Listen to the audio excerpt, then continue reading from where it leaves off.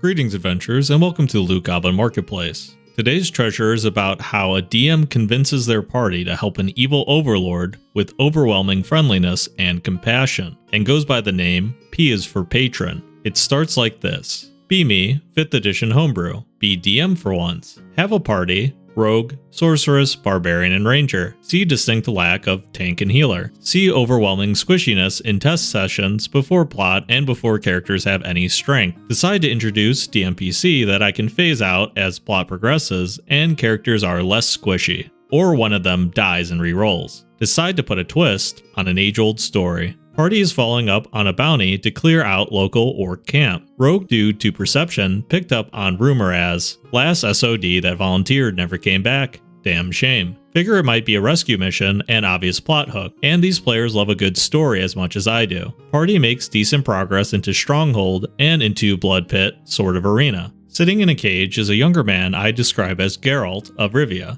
if he'd been born in a kind world. Not a rugged hunter, but just a bright-eyed, pale-haired, noble-looking dude in chainmail sitting in prayer. Meet Werner. Party is surrounded in Blood Pit. Chieftain comes out to gloat, prep for slaughter. Pretty boy calls out from the cage. I challenge you, Chieftain. Proper character introduction time. I will stand with these four against you in your choice of champions for honor and power. Figure it is a good way to learn to operate as a team, and so the chieftain and his 2 lieutenants open the cage and square off against the party with their new paladin buddy. Barbarian and Ranger steal the show with some rule of cool crits, and Werner makes the killing blow against the chieftain, the Oath of Vengeance. Party gets the looting. Werner declares, "Your chieftain and his lieutenants lie dead by our hands. You are to leave these lands, but should you seek to reclaim glory, march west. The Shieldbreaker tribe awaits you in the shadow of Mount Curse." To Party, drop all stern-faced nobility, and go into full-on grateful glee. Bless you. Bless each and every one of you. I can only hold that sort of bravado for so long. All of you have my deepest gratitude, and in exile, though I may be, I owe you all, at the very least, good drink and food before you collect your justly earned reward. Forward to the tavern, where the party collects their bounty and they are bought food and drink. They can practically see the quest giver icon above Werner and get the proper backstory. I was the only son of my family. We held a modest kingdom to the west. I blame myself for being too trusting, but we were betrayed. The families of the lower court rose up in a bloody purge. In shame I ran, but I've been working to find allies. Build power to reclaim my homeland, but I am no fool. The coffers of my kingdom are denied to me, and I would never ask adventurers to fight for the promise of coin alone. They pass every insight check to see he is a completely earnest and grateful noble. And so start the main quest, and start to notice a few things throughout campaigning. Werner speaks most of the beast tribe languages fluently, Orcish, Kobold, Goblins, and so on. He is a blushing schoolboy around the infernally bloodline sorceress who seems to reciprocate. He is a dutiful tank healer, but damn if his spells aren't particularly offensive. Makes a habit of trying to gain control of tribes and groups rather than outright murder. Reveals as they approach the outskirts of his kingdom's territory a few months later that he has been at work for a few years doing that, made much easier having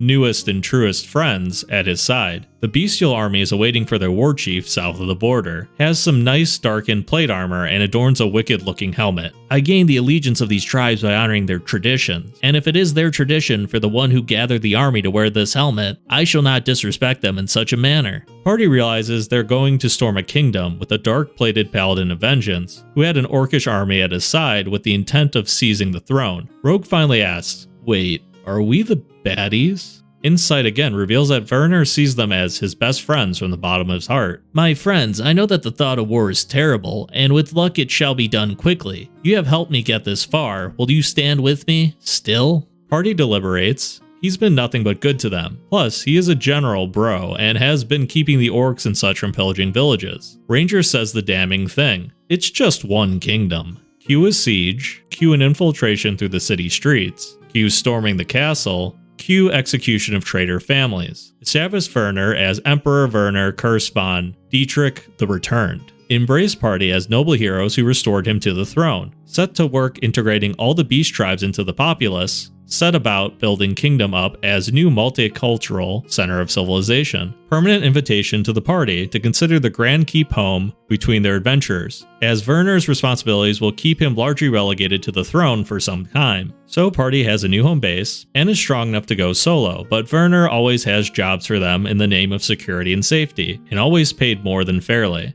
He effing loves those guys. So party adventures, and notices things each time they come back. First time they return, many red banners were draped around the keep and city with a crest of scales weighing a fanged skull and a human skull in equal balance. It's a symbol of our new civilization of equality and understanding. The next time, there is construction of a large black spire in the center of the city. The tribal warlocks and I have been in discussion, and we found a way to channel the sun's very energy into a nearly free energy and power for the people. It turns out that color black absorbs the heat better, so while a bit garish it would improve the quality of life for everyone here immensely. Rogue starts to get uncomfortable. Next visit, towers complete, ominous, red banners flickering in the wind, banners popping up in villages further and further out. It is my duty as the Emperor to make sure that all within my borders are safe and secure. I shall not be one of those reclusive, self-absorbed leaders who would let his people suffer, no matter how far away they might be. True enough, banditry and shit is at all-time low, but Werner is now wearing black and red finery and some grim imagery and has large portraits being spread in every village, so that my people never have to fear that they've been forgotten or neglected. Inside check rolls and still super means it. Main threat is the Dragonborn up in the mountains, which he hopes his dearest champions will be able to handle. Ranger is uncomfortable, but I would never send you into any sort of danger unprepared. As such, I had our artisans and smiths craft for each of you enchanted arms and armor. Ranger is no longer uncomfortable. Go full Wizard of Oz to the Barbarian. For my mighty friend, I've commissioned an axe that shall transfer the strength of your foes into your own person.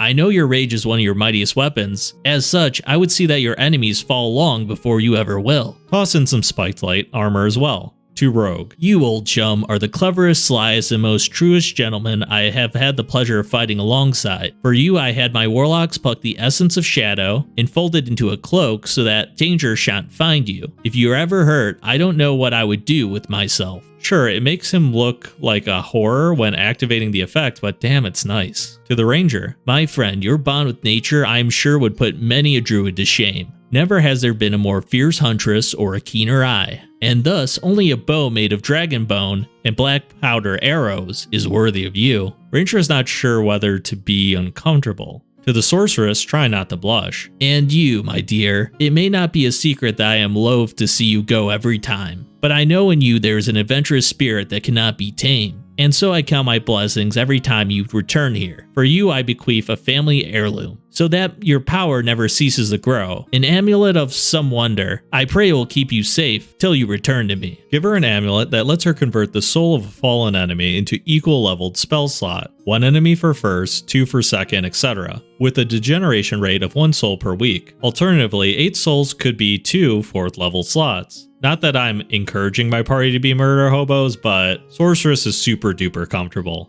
Next adventure they return from, there are smaller spires in villages popping up. The luxuries of the capital should not be restricted to the capital. That, and we're working on setting up a portal network through each of the spires. That way no village, no town, nor city shall ever go unprotected. Ranger says, hey, it's still just one country. Decide to see how far I can push this. Send a summons to my champions. Be distraught Emperor Werner. Be hunched over a map of the Empire and surrounding kingdoms and territories. Year or 2 has passed in game. My friends, truly the crown has never weighed so heavily. My people are happy and flourishing, our cities are expanding, the tribes continue to learn and join civilization. But therein lies the problem. Resources are beginning to run thin. I have sent convoys and invited foreign dignitaries to open trade, but all are loath to deal with us due to what I can only consider to be speciesism that flies in the face of all rationality and civility. And yet I have a duty to my people. I see that we have a higher standard of living than our neighbors, and they stockpile resources that we could share and all profit from. Ranger and Rogue start getting uncomfortable. Start pacing around the map, cape trailing, arms folded, skull-themed crown, a new addition to honor the new traditions. I have purchased the acquisition of copies of ledgers, and I know that there are more than enough for everyone if they would only trade. And yet, I refuse to let my people down. So I ask you, my friends who I trust as family, which of my neighbors should I spread my reach to first? Party deliberates. Rogue. Werner, what if we tried to stop you? Me rolling a nat 1 on insight. Be wide-eyed and shocked and hurt. Why, I'd be devastated, completely and utterly heartbroken. After all we've been through, I adore you all as kin.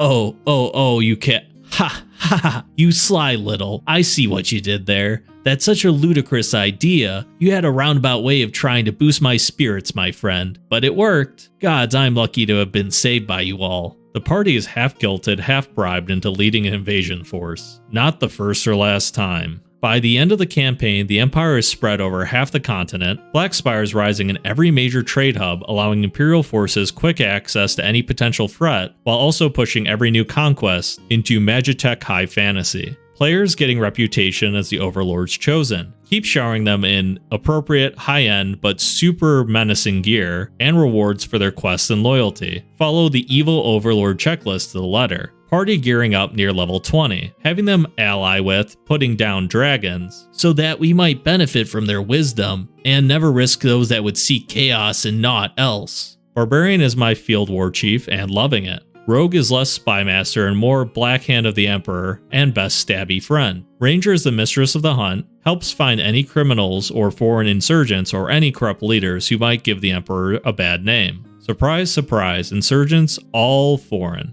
Werner adores his subjects and is the ultimate dad friend to his empire. Sorceress pretty much described to be Miss Evil Overlord when she gets tired of the adventuring life. Also have gotten good at perma-charming any disloyal viceroys. Created a new alignment, friendly evil, all hail the big bad evil guy. And I'm gonna be honest, that story right there is perfect. There's killing them with kindness, and then there's enslaving a large continent with kindness, and I guess this guy chose to pick the later one. So I don't know if you guys are very familiar with the evil overlord list, but I thought that was a really funny thing that he pointed out. Just looking through the list now, it's kind of like a major list of things that you know you wouldn't do if you were an overlord so that you couldn't get overthrown. One of the best examples is point 7, which reads, when I've captured my adversary and he says, look, before you kill me, will you at least tell me what this is all about? I'll say no and shoot him. No, on second thought, I'll shoot him and then say no. Which is a perfect example of just, as an evil overlord, not playing into the trope that lets the good guy get away. So even though Werner's a nice guy to the party, and everything he says on paper is very nice, this man is paranoid, tactical, and able to take out any future threat, partially because the party's helping him.